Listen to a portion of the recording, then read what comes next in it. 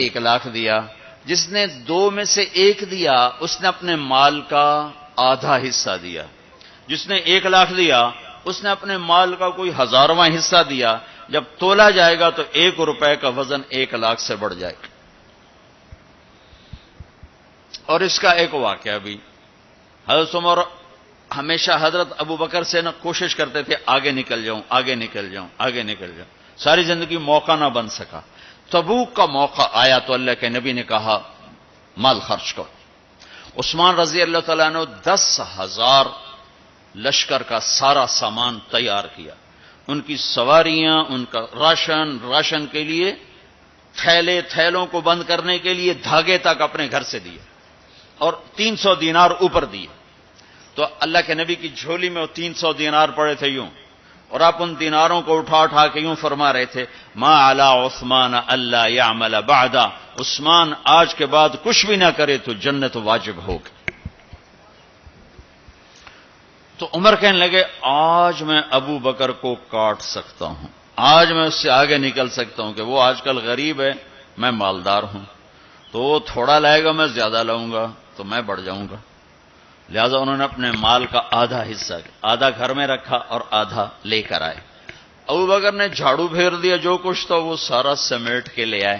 جب دونوں پراپرٹی سامنے رکھی گئیں تو حضرت عمر کی بہت زیادہ نظر آ رہی، ابو بکر کی بہت تھوڑی نظر آ رہی، لہذا حضرت عمر بڑے اطمینان میں کھڑے کہ آج جیت خطاب کے بیٹے کی ہے۔ میں قربان جاؤں، اللہ رسول تو جانتے ہیں کہ کون کیا کر کے آیا ہے، تو میرے نبی نے سوال ہی بدل دیا، جو اس موقع کا سوال ہی نہیں۔ کوئی آدمی مسجد میں چندہ دینے جائے، مدرسے میں چندہ دینے جائے، کہا جی مول صاحب یہ 1,00,000 روپیہ ہے مدرسے کے لیے، مسجد کے لیے۔ آگے مولوی صاحب کہیں پیچھے کتنے پڑے ہوئے ہیں، تو کہے گا اے بھی واپس کرو، میں تو تھوڑی نیت ہے جو کوئی چکر لگتا ہے کہ تسی ٹھیکیدار ہو، مگر علی شاید ابھی پیچھے کتنے پے ہیں۔ یہ موقع کا سوال ہے ہی نہیں۔ مولوی صاحب کو چاہیے جی جزاک اللہ، یہ لیجئے رسید، بسم اللہ، پھر بھی موقع آئے تو دیتے رہیں۔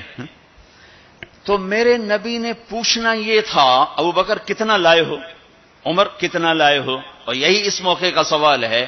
لیکن اللہ رسول جانتے ہیں کہ کس کے مال میں وزن زیادہ ہے، تو میرے نبی نے سوال بدل دیا، فرمایا عمر ما خلفت، واہ واہ، عمر پیچھے کیا چھوڑ کے آئے ہو؟ تو حضرت عمر تو وہیں دھڑم ہو گئے گا، با میں گیا، سوال سے ہی وہ پتہ چل گا، با میری کلی اڑ گئی وکٹ۔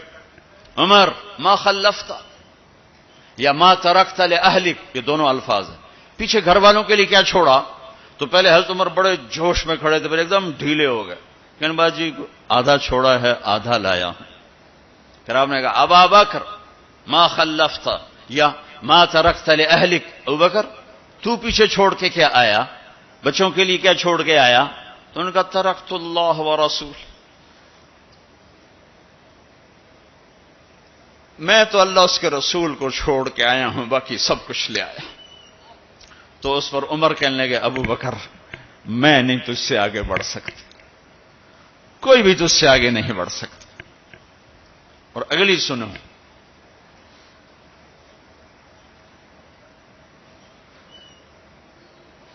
اپنے کپڑے بھی دے دیے اور ایک ٹاٹ تھا وہ پہن کر اس کو کانٹوں سے سی لیا۔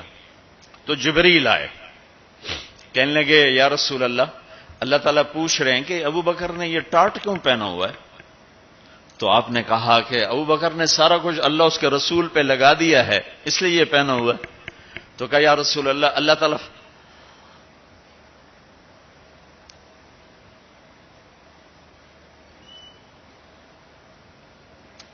اللہ تعالیٰ فرما رہے ہیں ابو بکر سے پوچھو مجھ سے راضی تو ہے، مجھ سے راضی تو ہے، اس فخر میں مجھ سے راضی ہے؟ میں تو اتنا سفر کر کے آیا ہوں، حالانکہ ابھی 4 دن پہلے میں 12 ملکوں کا 10 ملکوں کا سفر کر کے آؤں، ساری ہڈیوں میں درد ہے، میں اس لیے آیا ہوں کہ چلو کوئی بخشش کا بہانہ مل جائے، کوئی بخشش کا بہانہ مل جائے، اللہ راضی ہو جائے۔ آپ سارے اس لیے حج پہ جا رہے ہو کہ اللہ راضی ہو جائے۔ جو سارے جہان سے کہتا ہے مجھے راضی کر، وہ کہہ رہا ہے ابو بکر سے پوچھو مجھ سے راضی تو ہے؟ تو آپ نے کہا ابو بکر تیرا رب تجھے سلام بھی کہہ رہا ہے اور پوچھ رہا ہے کہ راضی ہو؟ تو ابو بکر کی چیخیں نکلی، میں اپنے رب سے راضی، میں اپنے رب سے راضی ہوں، میں اپنے رب سے راضی ہوں۔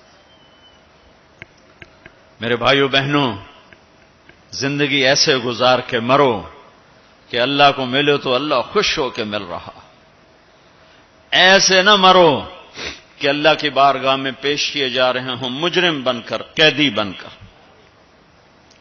تو اللہ اس کے رسول نے مال لگانے پر زور دیا۔